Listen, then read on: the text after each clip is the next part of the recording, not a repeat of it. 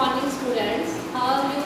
I am Kamalit for your SS teacher from सरकारी विद्या मंदिर। तो स्टूडेंट्स, हमारा हिस्ट्री का लेसन चल रहा था, लेसन 1 फ्रेंच रेवोल्यूशन। आपके पेज नंबर 4 से लेकर 7 तक की मैंने PDF भेज दी है। उन्हीं पेजेस की आज हम वीडियो जो है वो बनाएंगे। पिछले वीडियो में मैंने आपको फ्रांस में उस समय का जो इकोनॉमिक आस्पेक्ट चल रहा था, जो ल्यूकस 16 जार था, जार वहाँ के किंग को कहते थे, जार, ठीक है। तो उसका रोल क्या था, वो सारी चीज़ें मैंने आपको बताई थी। और अब इस वीडियो में आपको ये पता चलेगा कि फ्रांस में उस समय क्या सारा सर्कमस्टेंसेस चल रहे थे जिसके कारण वहाँ पर जो रेवोल्यूशन की आउटब्रेक हो रही थी। तो बच्चों, जैसे कि आपको पता है कि ये फिगर जो मैंने उस दिन भी आपको दिखाई थी, आज दोबारा भी दिखा देती हूँ कि ये फिगर है। इसमें ये शो हो रहा है कि तीन स्टेट्स में फ्रांस की सोसाइटी डिवाइडेड थी, फर्स्ट, सेकंड, थर्ड स्टेट में फर्स्ट में क्लर्जी आते थे, मतलब जो राजा और उसके मंत्री। नोबेलिटी सेकंड में आती थी, बड़े बड़े ऑफिसर्स हो गए, वजीर हो गए। थर्ड स्टेट में जो आती थी big businessman, merchant, port officers, lawyer, ये इनकी पॉपुलेशन में रेशो कम थी। फिर आ जाते थे पीसेंट एंड आर्टिजन, पॉपुलेशन में रेशो ज़्यादा। और सबसे ज़्यादा पॉपुलेशन में रेशो किसकी थी? स्मॉल पीसेंट्स की, लैंडलेस लेबरर्स की और सर्वेंट्स की। अब उस समय पूरा टैक्सेस का और इकोनॉमिक आस्पेक्ट क्या था। फिगर 2 हमने देखी, आपने ये देखा कि फ्रेंच सोसाइटी 3 स्टेट्स में, स्टेट्स का मतलब था क्लासेस, स्टेट्स में ऑर्गेनाइज थी। पीजेंट जो थे टोटल पॉपुलेशन का 90% ऑर्गेनाइज मतलब मेडअप था, 90% पीजेंट्स थे पॉपुलेशन के। और लेकिन उनके पास लैंड जो वो कल्टीवेट करते थे बहुत कम थी, बहुत कम लैंड उनके पास थी।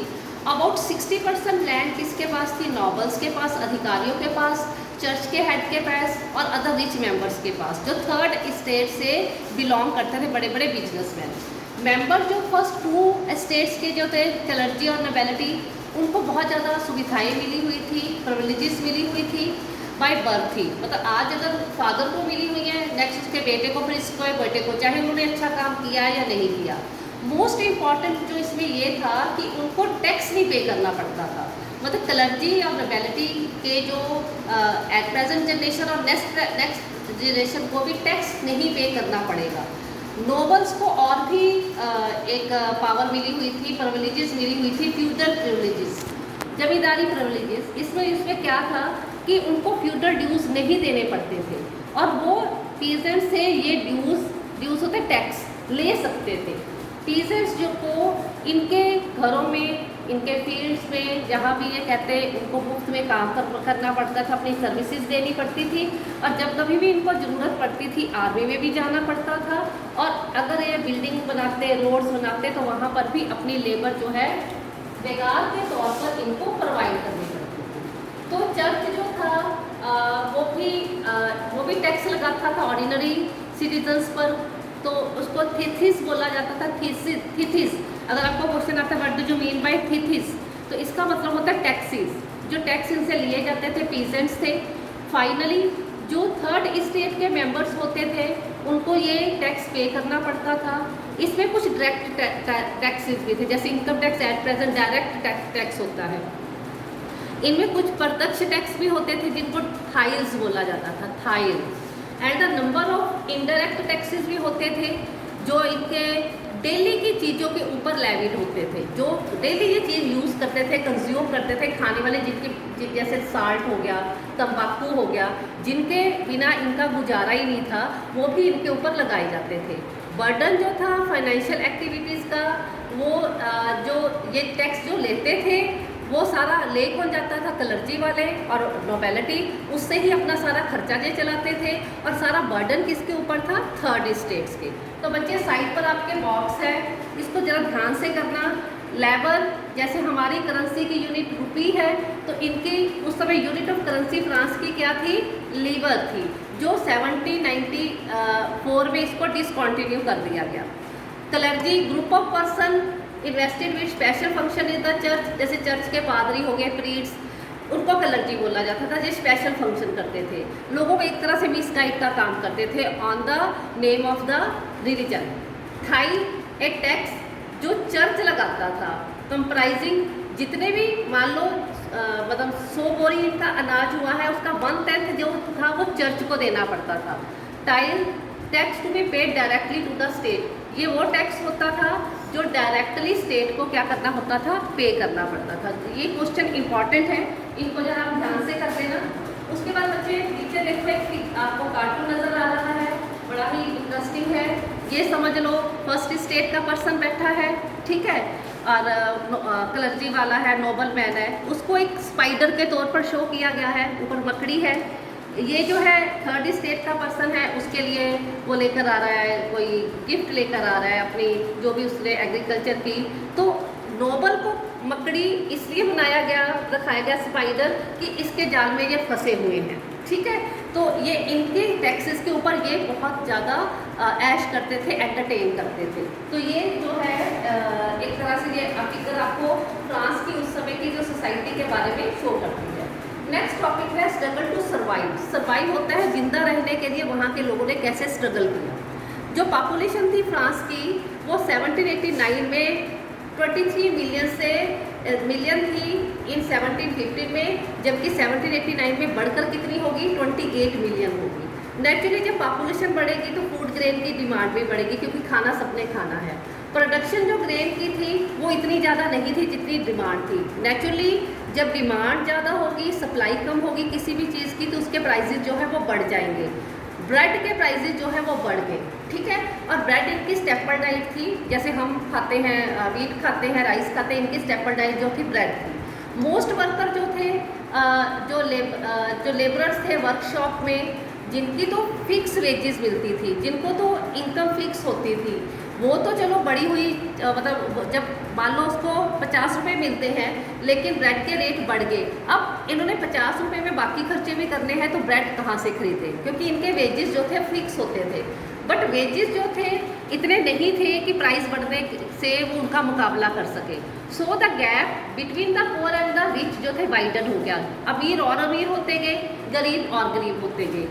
इसके ऊपर कहता है कि और भी थिंग्स जो है वर्स होगी। कारण क्या हो गया, सूखा पड़ गया। हेल भी सूखे की एक फॉर्म है, जिससे क्या हुआ, जो हार्वेस्ट थी वो खराब होगी, फसल खराब होगी, और इससे सब्सिस्टेंस क्राइसिस की स्थिति पैदा हो गई। ये सब कुछ ओल्ड रजीम में, मतलब बिफोर द 1794 फ्रांस में ये सब कुछ हो रहा था। अब यहाँ से सब्सिस्टेंस क्राइसिस आप क्लियर कर लो। ये एक ऐसी एक्सट्रीम सिचुएशन होती है जहाँ पर लोगों के बेसिक मीन्स ऑफ लिवलीहुड का मतलब होता है आजीविका के साधन, वो भी खतरे में आ जाते हैं, मतलब वो कुछ कमा ही नहीं पाते। दूसरा आया है एनॉमस। एनॉमस का मतलब होता है one whose name remain unknown, जिसका नाम जो है वो अननोन रहे लेकिन वो काम करे, उसको अनोनिमस बोला जाता है, ठीक है। तो ये सिचुएशन थी जब लोग जो थे सर्वाइव कर रहे थे फ्रांस में इस सारी बैड सिचुएशन को। नेक्स्ट टॉपिक है ग्रोइंग मिडिल क्लास इन्वेस्टिस एंड टू प्रिविलेजेस। इन्वेस्टिस होता है किसी चीज़ को प्रोपिगेट करना, हाईलाइट करना, ठीक है, मतलब किसी चीज़ के अगेंस्ट प्रोटेस्ट करना। पहले क्या होता था, पास्ट में जो पीजेंट और वर्कर होते थे फ्रांस के, वो टैक्सेस के अगेंस्ट, फूड की कमी के अगेंस्ट कोई ना कोई रिवोल्ट करते रहते थे। लेकिन क्योंकि इनके पास मीन्स नहीं होते थे, पैसा नहीं होता था, इसलिए इनका रिवोल्ट जो होते थे वो ज़्यादा लार्ज स्केल पर नहीं होते थे, ठीक है। तो और ये थर्ड स्टेट के होते थे।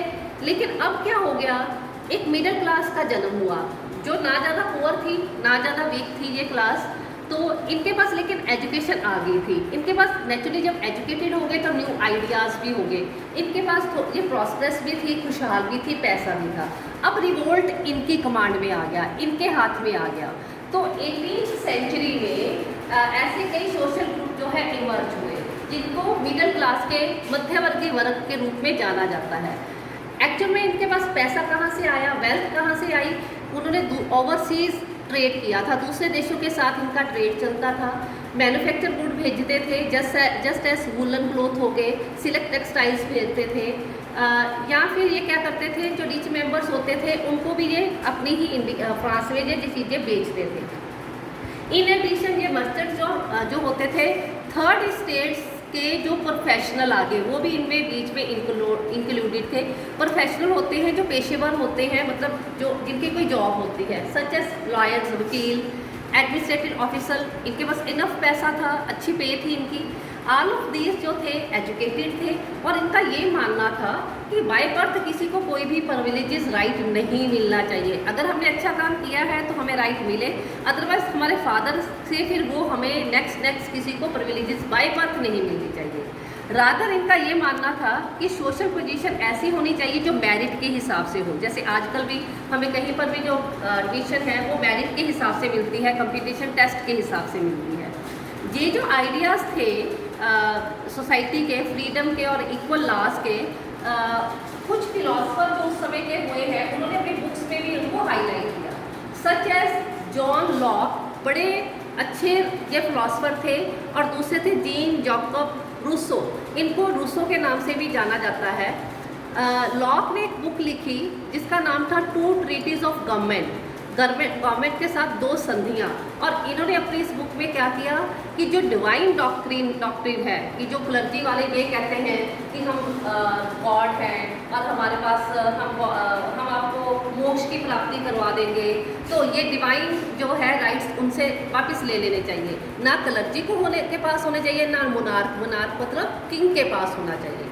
रूसो जो थे उन्होंने इसी आइडिया को कैरी किया और उन्होंने ये कहा कि एक ऐसी गवर्नमेंट होनी चाहिए जो सोशल कॉन्ट्रैक्ट के बेस पर हो, अपने रिप्रेजेंटेटिव जो उनको चुने, जो लोग उनको चुने और उनके साथ वो सोशल सामाजिक एक अनुबंध साइन करें। उनकी बुक का नाम मॉन्टेस्क्यू तीसरा हो गए फिलोसफर, उन्होंने एक बुक लिखी द स्पिरिट ऑफ लॉज। इस बुक में उन्होंने ये कहा कि गवर्नमेंट की पावर जो है it should be divided between the three organs of the government, that are legislative, executive and judiciary.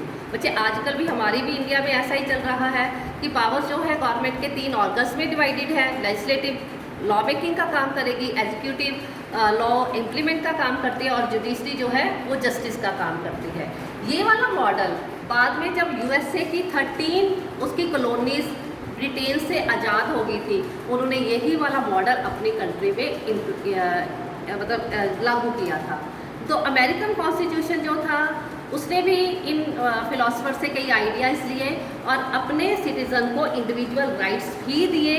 तो इट मीन्स हम ये कह सकते हैं कि फ्रांस की रेवोल्यूशन में इन फिलोसफर्स का बहुत ज़्यादा जो था, इन फिलोसफर का बहुत ज़्यादा रोल था। ठीक है, अब आ गया ये आइडिया जो थे इन फिलोसफर्स के इंटेंसिवली डिस्कस होने शुरू हो गए। सैलून्स पर, सैलून पता ना बार्बर की दुकान हो गई, कॉफ़ी हाउसेस पर लोग इकट्ठे बैठते डिस्कस करते, बुक्स में भी प्रिंट हो गए, न्यूज़पेपर भी, और इनको लोगों ने बड़ा फ्रीक्वेंटली इसको रीड किया ग्रुप्स में, और इनको लगा कि नहीं ये सब कुछ सही कह रहे हैं, और रीड भी किया, राइट भी किया गया।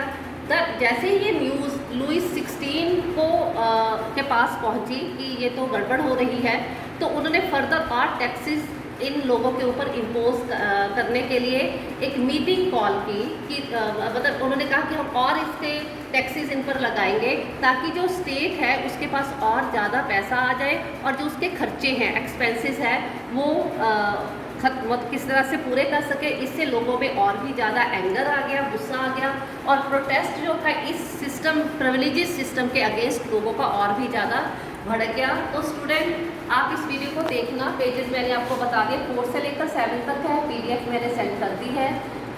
इन क्वेश्चंस को आप अपनी नोटबुक में लिखना, और जो आपकी कल क्लास लगनी है शाम को एक्टिविटी क्लास, उसमें हम यही लेसन जो है वो डिस्कस करेंगे, उसको पढ़ कर आना इतने पेजेस को। Okay, stay home, stay safe.